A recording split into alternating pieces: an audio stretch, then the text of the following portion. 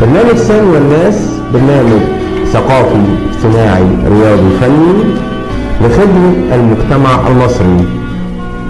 يناقش كل قضايا المجتمع المصري ويعرض كل الحالات الإنسانية، كما نعرض كل الفقرات الثقافية والفنية من معارض فنية تشكيلية ومن مواهب غناء وشعر وزجل وإنشاد ديني وقصة وتصوير إلى غيره.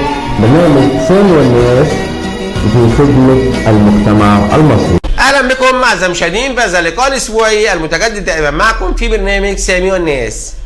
هنروح بكم النهارده الى معرض الامل للفنون التشكيليه تحت رعايه وتنسيق وتنظيم الفنانه امال شحاته، ويكون معانا كمان فقره عن الحرف اليدويه ومهندس الديكور المهندس ابراهيم عبده، هو فني للديكور والتعتيق والتدهيب والتكشيف والتلوين في فن الديكورات الحديثة الجميلة. زي ما تعودنا معاكم دايما في البرنامج ان احنا بننقل كل معارض الفنون التشكيلية من اي مكان في جمهورية مصر العربية.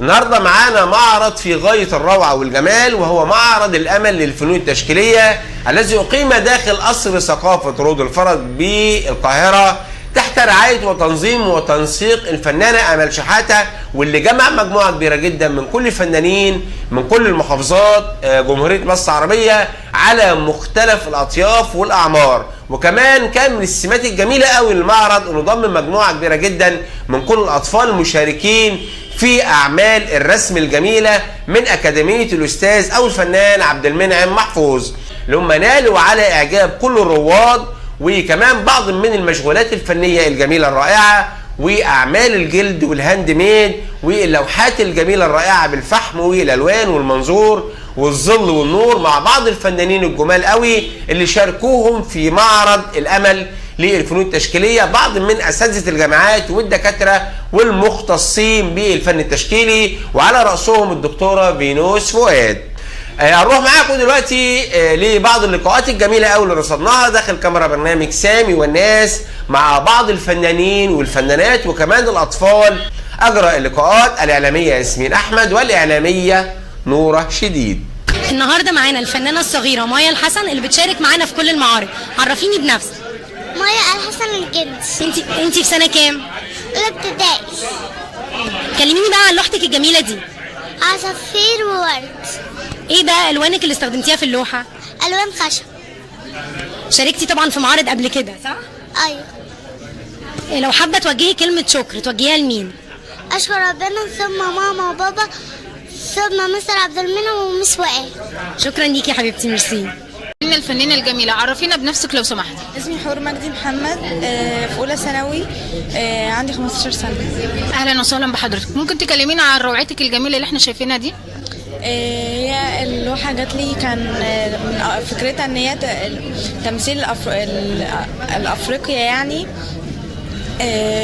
بس وعملتها بقى على أساس كده يعني. ممكن تكلمينا عن الخامات المستخدمة في اللوحة؟ ألوان خشب، رصاص وفحم، والقلم الإضاءة. طب لو حبينا نوجه كلمة شكر النهاردة توجهي كلمة شكر لمين؟ لمستر عبد المنعم، كان دايما بيشجعنا وبيحاول يوجهنا ويحفزنا، ولعيلتي وانا كمان بشكرك جدا وبتمنى لك مزيد من التفوق والنجاح. شكرا لك. ومن ضمن المشاركات في المعرض قابلنا الفنانه الجميله بلوحاتها الرائعه. عرفيني بيكي. أنا إلهام عبد التواب، فنانة تشكيلية. كلميني عن لوحاتك الرائعة دي. ده فن اسمه سترينج ارت، رسم بالمسامير والخيط. بنستخدم فيه مسامير وخيط أليس ديفا وعلى خشب. شاركتي في معارض قبل كده؟ شاركت في كتير واخدت جوائز كتير. لو حابة توجهي كلمة شكر توجهيها لمين؟ أنا حابة أشكر أول حاجة ربنا، وحابة أشكر ماما وبابا اللي وصلوني لكده، وحابة أشكر إخواتي ومستر وليد هو اللي علمني السترينج ارت، وخالتي وكل حبايبي ربنا يخليهم لي. ميرسي على اللقاء الجميل ده. حبيبتي ربنا يخليكي، تسلمي. داخل المعرض قابلنا الطفل الجميل، عرفي بنفسك لو سمحت. كريم محمد فتحي. اهلا وسهلا بحضرتك. كلمني عن اللوحه بتاعتك بقى. بتتكلم عن علم فلسطين ومسجد قبة الصخرة. طيب قولي الالوان المشترك، الالوان بتاع اللوحه ايه؟ مستخدم الوان ايه؟ اصفر وبني واصفر وازرق ورمادي ولبني. تحب الرسم؟ اه. تمام. لو حابين نوجه كلمة شكر، نوجه كلمة شكر لمين؟ ربنا وماما وبابا والمسات. وانا كمان بشكرك جدا وبتمنى لك مزيد من التفوق والنجاح. شكرا. اثناء تواجدنا في المعرض قابلنا الفنانه الجميله، تعرف بحضرتك. دينا عاطف. كلميني عن لوحاتك الجميله دي. لوحاتي عادة بعملها بالرصاص. لوحاتي النهاردة عاملة لوحتين، واحدة بتعبر عني والتانية عن بنوتة مفروض ان هي فرحانة وكده، لكن بتقابل في حياتها مشاكل كتير. طبعا وانا برسم اللوحة بيبان فيها تفاصيل الوش، بيبان من التفاصيل ان هي الحاجات اللي هي واجهتها في حياتها. طبعا البنوتة ظهر على وشها ان هي ست كبيرة لكن هي بنوتة اصلا، وطبعا بعد ما قابلت مشاكل كتير في حياتها طلع بالشكل ده.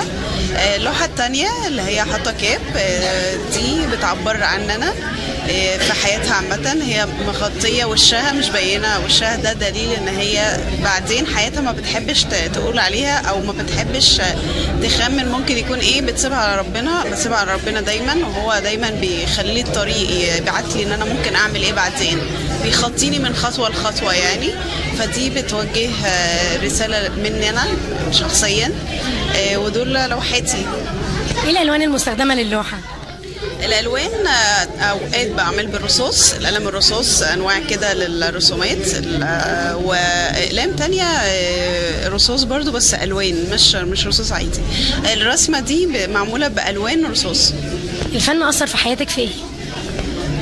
الفن عامة بيخرج اللي جوايا، يعني دايما لما ببقى زهقانة أو تعبانة أو متضايقة الحاجة الوحيدة اللي بتريحني وبتخليني أخرج اللي جوايا هي الحاجة اللي بتسمعني، هي الرسم.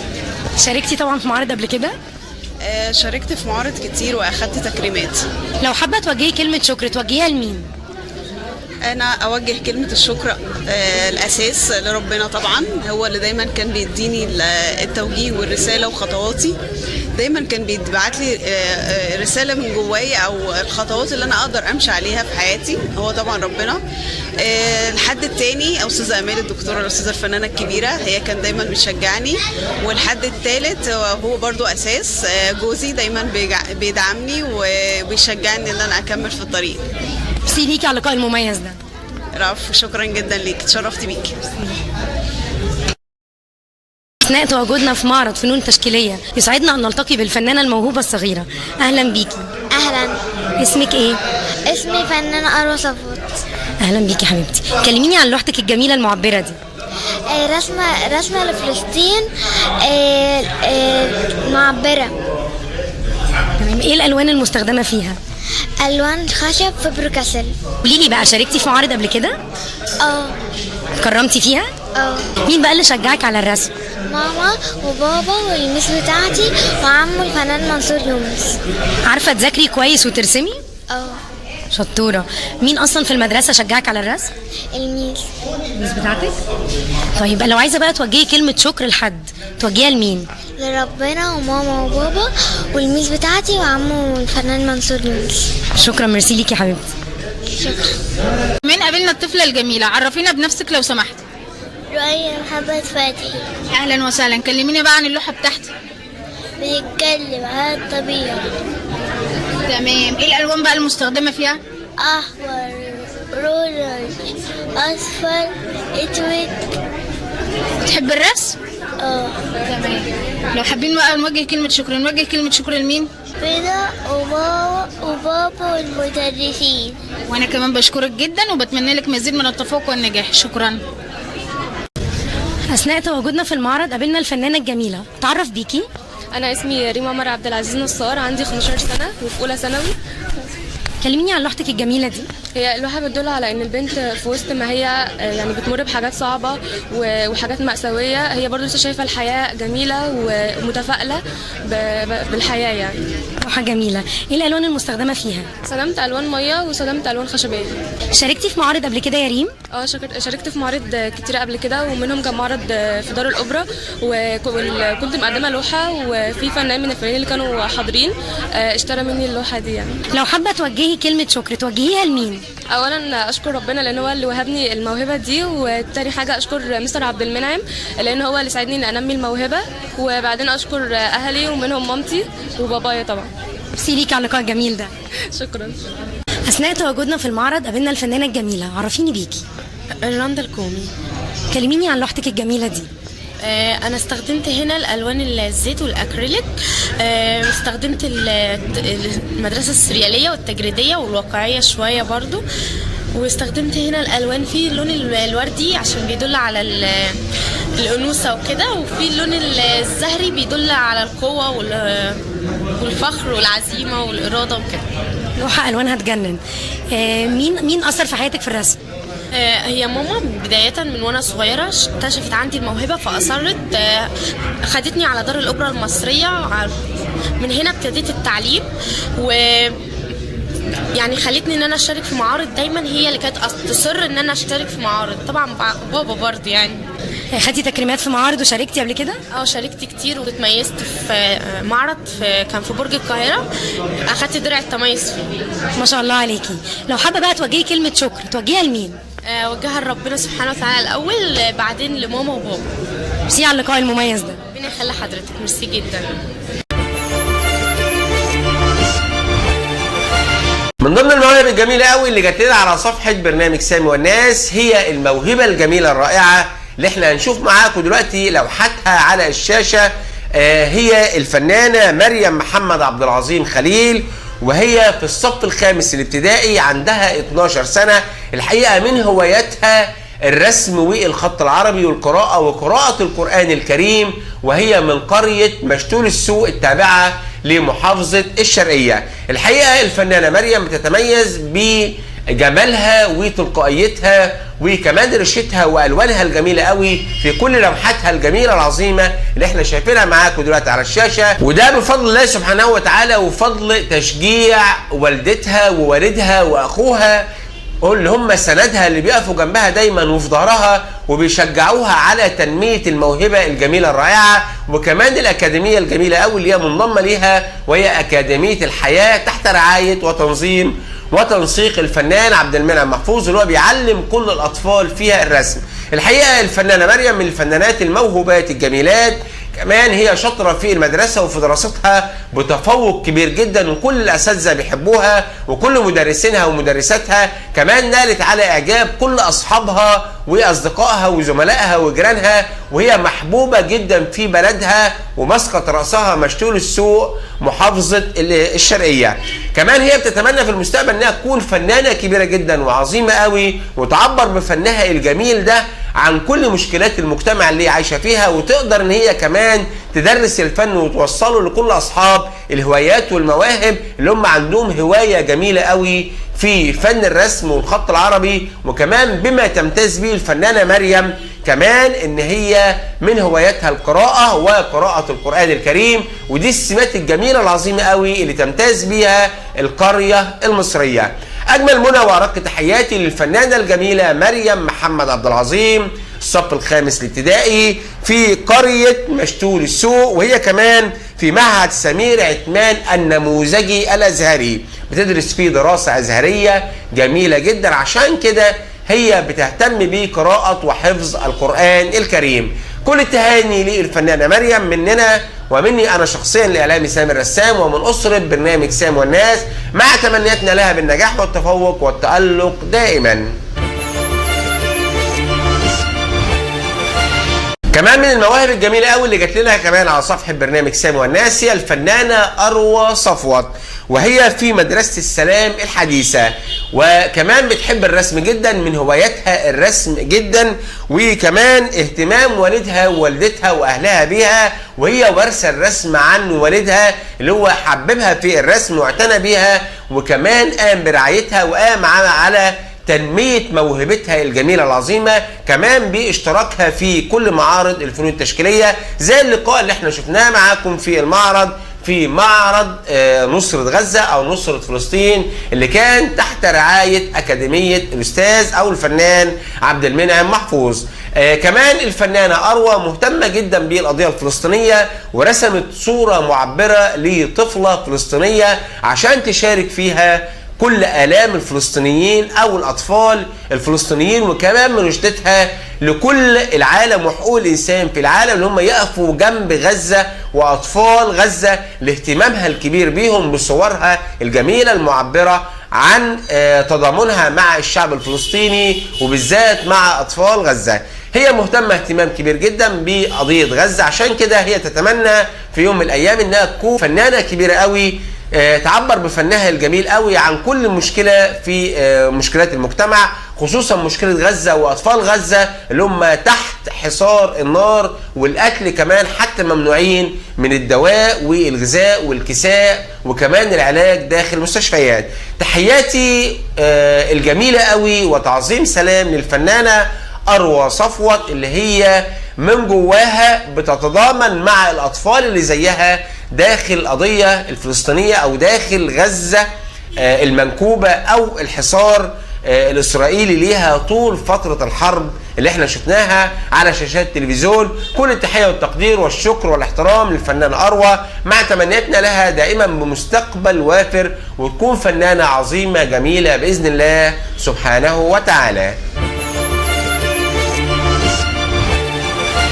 ومن الفقرات الرائعة دايما اللي بيتم بيها داخل برنامج سامي والناس هي فقرة كل الأعمال الحرفية الجميلة العظيمة.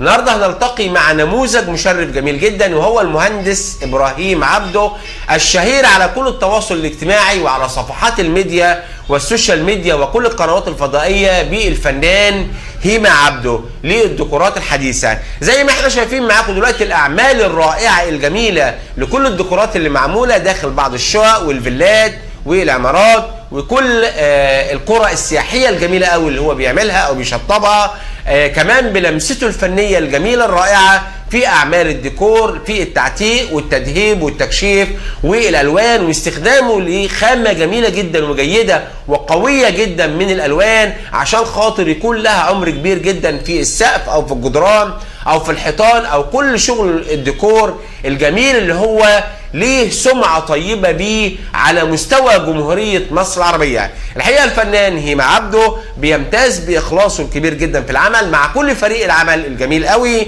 اللي هو بيشارك معاه أو شغال معاه في شركة هيما عبده لأعمال وفن الديكورات الحديثة. هنشوف معاكم دلوقتي جزء من اللقاء اللي رصدناه مع الفنان هيما عبده وكلامه عن كل الديكورات الجميلة والشقة الجميلة اللي هو شغال فيها، كمان كل الفريق المساعد الجميل ليه في أعمال الديكور الحديثة. النهارده طبعا احب اعرفكم بنفسي، انا طبعا اخوكم في الله ابراهيم عبد الواحد من دمياط، من محافظة دمياط.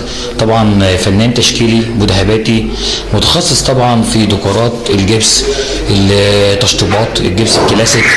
طبعا متخصصين بفضل الله في تشطيب الذهب، التبكين، التعتيق، الشغل الانتيك، الشغل الاثري. طبعا بفضل الله بنخش اي مكان بفضل الله بنستلمه طبعا جبس كلاسيك، او طبعا لو مش راكب جبس كلاسيك بنرشح الفني المحترم اللي بيشرفنا طبعا قدام العميل، وبنقدر ان احنا ننفذ له الجبس الكلاسيك طبعا بالاختيارات الاذواق. طبعا النهارده هنا اوريكم نموذج بسيط كده من بعد اعمالنا في شقه في مدينه نصر. طبعا هنا شقه الخواجه، وطبعا هنا بنعمل عظمه جميله جدا جدا جدا. يعني بصراحه الحمد لله اللي هيخش على البيج عندنا هيشوف ابداعات ما حصلتش. طبعا اي حد عايز يمتع عينه بالجديد والمميز هيكتب بس هيما جولد للديكورات او هيما عبده للديكورات حديثه. بفضل الله اخدت نمط معين كده عن اي حد، الحمد لله طبعا الناس كلها على دماغي وانا اقل واحد فيهم.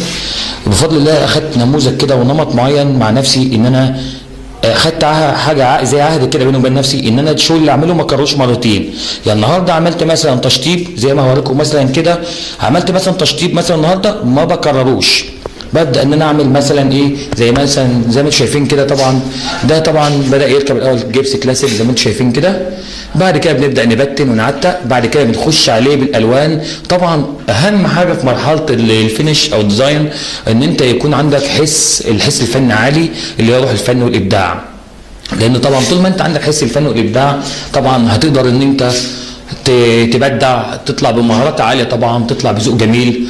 بفضل الله تخصصنا هنا في شغلنا ان احنا بفضل الله على الساحه بنعمل كل يوم ابداع جديد مختلف. شغلنا براند، بمعنى ان احنا الشغل ما بيكونش مرتين. يعني مثلا انا سقف زي ده مثلا انا شطبته النهارده، عميل طلبوا مني استحاله ان انا اعمل له نفس الشكل، بعمل له نفس الشغل بس بتشطيب مختلف عشان شغلنا يبقى براند يبدا يسمع.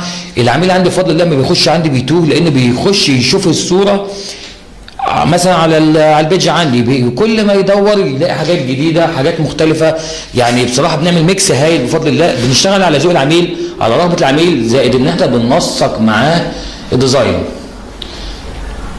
هسيبكم دقيقه كده تشرحوا مع السقف ده وجماله. دي طبعا غرفه اطفال في هنا في شقه، طبعا الشقه دي ملقبه بشقه الاسد لان بفضل الله بنعمل فيها هنا شغل عالي قوي. ولوجو الشقه ده هنا لوجو عباره عن اسد. طبعا هنا الشقه هنا في مدينه نصر، شقه الباشمهندس الخواجه جوزيف موسى. بفضل الله هنا احنا ماسكين هنا الشقه على الطوب الاحمر، هنسلمها على الفرش ان شاء الله على المفتاح. بفضل الله خدنا الشقه هنا من تعاقدنا مع الباشمهندس من 6 اشهر، تعاقدنا هنا معاه من 6 اشهر.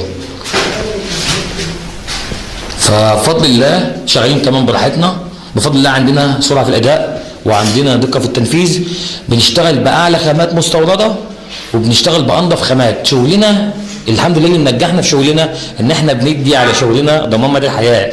اي حد هيخش على صفحتي هيلاقيني بعمل لايفات من بعد ما بشطب الشغل بقى، مثلا سلمت شقه او فيلا او ايا ما او شركه مثلا، بصور فيها بعد 10 سنين وبعد 12 سنه وبعد 15 سنه، بصور لايف مع العميل كمان، وبصور الشغل بعد 20 سنه، لان طبعا ما بنغشش حد، بنشتغل بخامات محترمه، خامات اصليه، زائد اللي اعلى من الخامات الخبره والكفاءه في الصنعه ذات نفسها. وكمان الفنان هيما عبده بيمتاز بحسن الخلق والادب الرفيع والمعامله الطيبه جدا، وكمان حسن المعامله في الشغل، وكمان الاسعار اللي هي بتتناسب مع كل الفئات.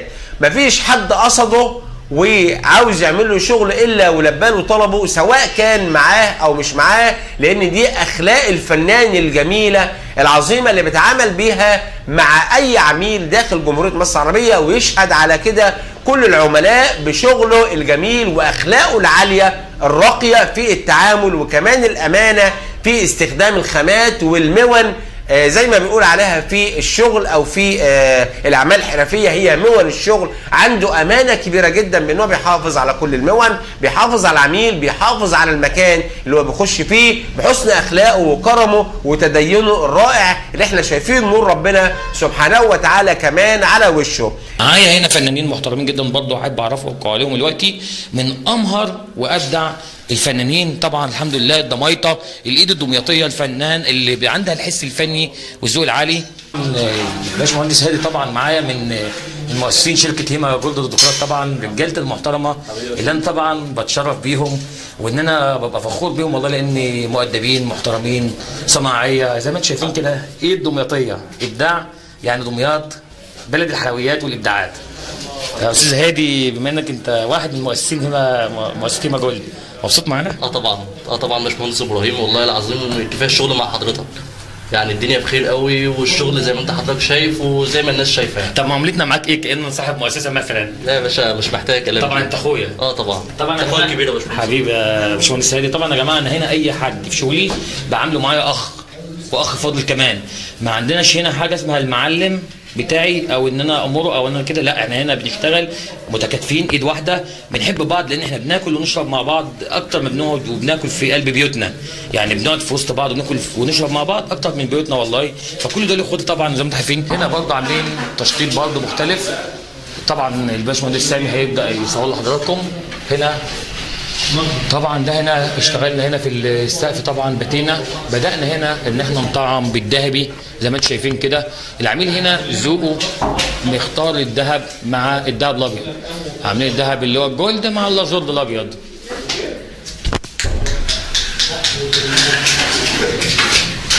زي ما انتم شايفين هنا كده، طبعا ده ذوق مختلف طبعا.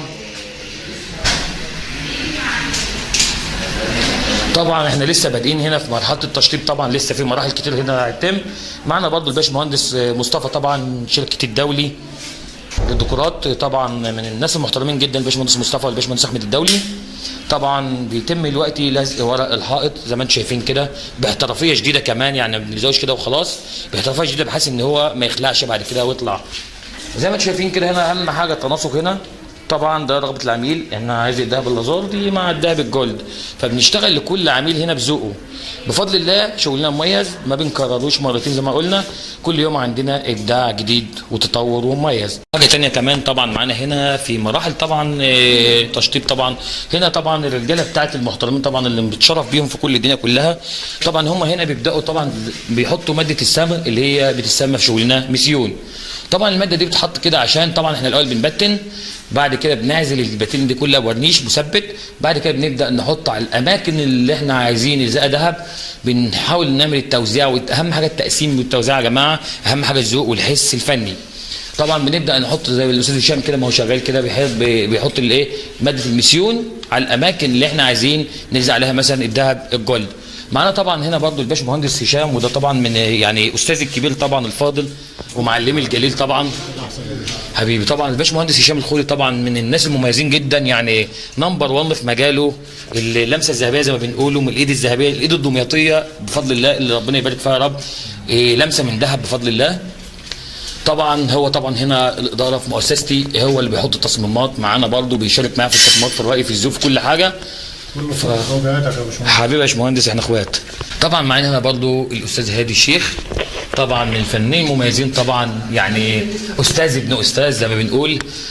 طبعا انا بحب انا كأنه دمياطي، كوني ان انا انسان دمياطي، وبحب طبعا احنا متعودين على الحرف اليدويه ديتي متعلمينها في بلدنا طبعا، فبفضل الله يعني عندنا في دمياط حتى بيهتموا بالتعليم الدراسي مثلا مع التعليم الحرفي، وبنهتم اكتر بالتعليم الحرفي كمحافظه دمياط، لان معروف ان هي بلد انشائيه صناعيه تجاريه بتصدر شغلها لدول العالم.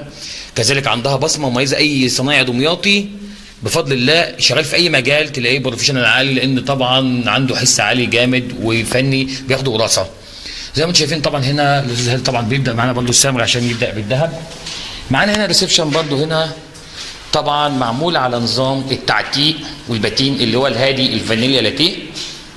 طبعا في عميل مميز يقول لي انا عايز الشغل هادي، عايزه مثلا باتينه بس كده متعتق ومتجنظر مثلا، خلاص بنعمله باتينه. في عميل يقول لي انا عايز ظل ونور، في عميل يقول لي لا انا عايز الوان زيت، طبعا ذهب لا الوان زيت لا ميكس ذهب فضي مع ذهب اصفر. فطبعا بنحاول نعمل لكل عميل الذوق اللي يتناسب معاه والذوق اللي يعجبه.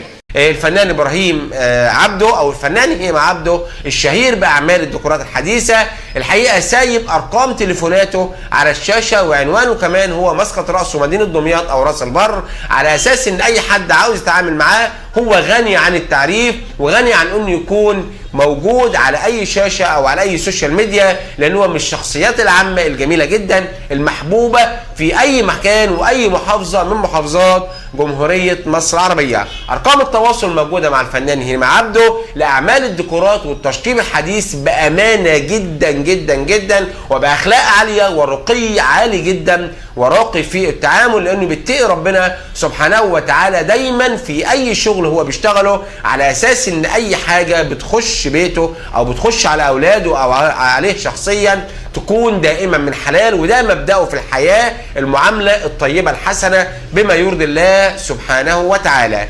امتدادا لحديث رسول الله صلى الله عليه وسلم: من عمل منكم عملا ان يتقنه. تحياتي وشكري للفنان الجميل العظيم قوي الفنان ابراهيم هيما، وله مني كل الشكر والتحيه والتقدير والاحترام على ذوقه الراقي في اعمال الديكورات الحديثه ومعاملته الطيبه الجميله الحسنه لكل عملائه اللي موجودين في كل محافظات جمهوريه مصر العربيه.